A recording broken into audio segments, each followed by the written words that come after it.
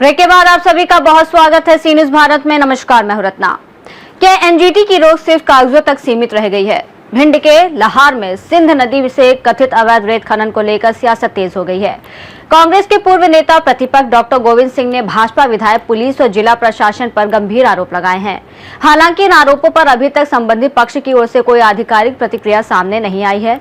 भिंड जिले की लाहार तहसील में सिंध नदी से कथित अवैध रेत उत्खनन का मामला एक बार फिर चर्चा में है। आरोप है कि राष्ट्रीय हरित अधिकरण यानी कि एनजीटी द्वारा वर्षा काल में रेत उत्खनन पर रोक के बावजूद गिरवासा और लिलवारी गांव के पास बड़े पैमाने पर रेत निकाली जा रही है। इस मुद्दे को लेकर कांग्रेस के पूर्व नेता प्रतिपक्ष डॉक्टर गोविंद सिंह ने भाजपा विधायक, पुलिस प्रशासन और जिला प्रशासन पर गंभीर आरोप लगाए।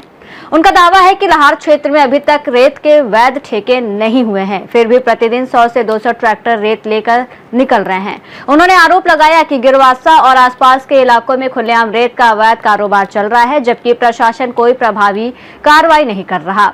डॉक्टर गोविंद सिंह ने कहा कि उन्होंने इस संबंध में कई बार जिला कलेक्टर से शिकायत की, लेकिन अब तक कोई ठोस कार्रवाई नहीं हुई। उन्होंने चेतावनी दी कि यदि कथित अवैध उत्खनन नहीं रुका तो वो पूरे मामले को राष्ट्रीय हरित अधिकरण के समक्ष उठाकर कानूनी कार्रवाई की मांग करेंगे। पूर्व नेता प्रतिपक्ष ने लाहार विधायक अम्बरीश शर्मा पर भी निशाना साधते हुए कई राजनीतिक आरोप लगाए। साथ ही उन्होंने पुलिस प्रशासन पर भी सवाल उठाते हुए कहा कि यदि पुलिस कथित तौर पर अवैध रेत और शराब के कारोबार पर अंकुश नहीं लगाएगी तो जिले में कानून व्यवस्था मजबूत नहीं हो सकेगी। डॉक्टर गोविंद सिंह के इन आरोपों के बाद लाहार की राजनीति गर्मा गई है। हालांकि समाचार लिखे जाने तक भाजपा विधायक अम्बरीश शर्मा, पुलिस प्रशासन और जिला प्रशासन की ओर से इन आरोपों पर कोई आधिकारिक प्रतिक्रिया सामने नहीं आई है। पार्टी के नेता इस भ्रष्टाचार में शामिल हैं। उनके 60 गांठ देख रेख में गोदाम बनाए जा रहे हैं। अधिकारी मिल बांट के खाओ, तुम भी पैसा ले, हमें भी मिलना चाहिए। एक दूसरे के मिलकर खाइए, ना तुम हमारी खाओ ना हम तुम्हारी खाओ, मिल बांट के खाओ, खाकर खाइए, मजी खाओ। मोदी कहते हैं ना हम खाएंगे ना खाने देंगे, लेकिन कथनी करनी फर्क है, तुम भी खाओ, सब खाए, मिल बांट के, कोई किसी के नहीं खाए। ये हालत है भिंड जिले का। हालांकि हम कलेक्टर पर भ्रष्टाचार का आरोप नहीं लगा रहे, मैं बिना जानकारी के, बिना सच्चाई के, और अभी तक जहाँ तक सवाल है कलेक्टर के बारे में चर्चा है कि ईमानदार आदमी है, भला आदमी है, लेकिन भला आदमी भी दबाव में है। अगर दबाव में नहीं तो कार्रवाई क्यों नहीं? इसका प्रमाण भिंड के कलेक्टर करोरी लाल जी मीना को जनता के सामने देना चाहिए।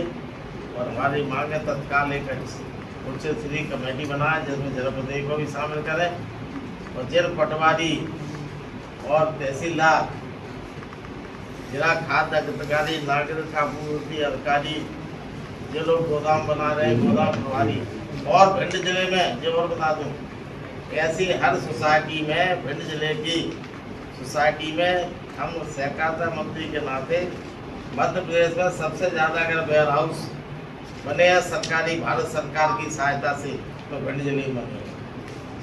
तमाम संख्या में सैकड़ा नहीं हो सकता, लेकिन 50-60 हर सोसाइटी के गोदाम नए नवीन बने हुए हैं। लेकिन एक बात और मैंने ये भी कहा है, नहीं कर रहे, लेकिन कुर्सी बचाने के लिए भारतीय जनता पार्टी के दबाव में काम कर रहे, ये भी हमने कहा है। एक बार बताओ, टीआई नहीं ले रहा हूँ, भाई धूम मचाएं, आधा भैया मचाएं, तो काय टीआई ईमानदार नहीं, अब इनसे कहा है तो अब इसलिए तो बात पहुँचा रहे नहीं है। अगर ये नहीं सुनवाई होगी, लगातार करेंगे तो फिर उनको भी आरोप लगेंगे। मैं चुप बैठने वाला